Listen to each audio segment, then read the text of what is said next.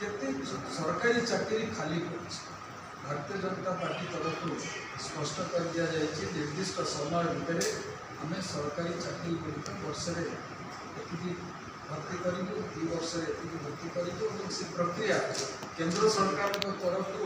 निजुक्ति मेला ओडिशा रे खाली पड़ता चाकरी खाली पड़ता पदवी भरवाई कौन प्रक्रिया और विशेषकर पब्लिक सर्विस कमिशन OPSC जो भाव में टिफन खावा अवस्था चलुची मुर्मूष अवस्था चलुची तार संशोधन भारतीय जनता पार्टी गोटे कथा कह 3टी पर्यायर निर्वाचन सरीला और 3टी पर्यायर निर्वाचन में स्पष्ट हो केवल लोकसभा आसन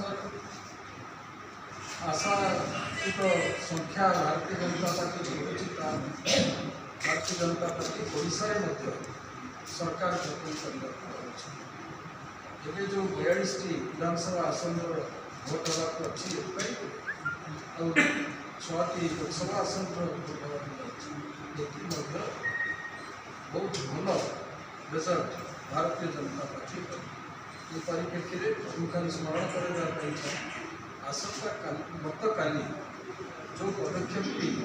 इलेक्शन कमिशन ऑफ इंडिया नहीं 2 जन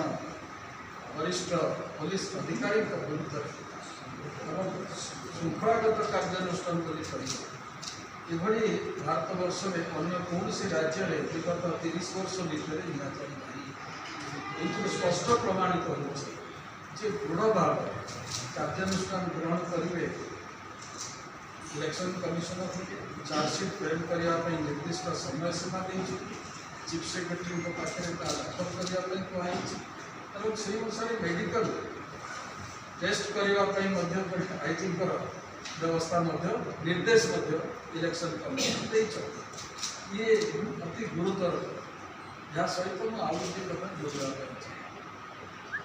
जो मैंने शासन क्षेत्र में रही ऑफिसर भाव निज क्षमता बहिर्भूत कार्य अपव्यवहार कर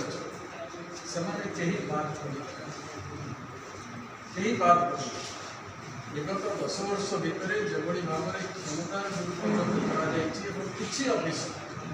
गोटे नेक्सस कर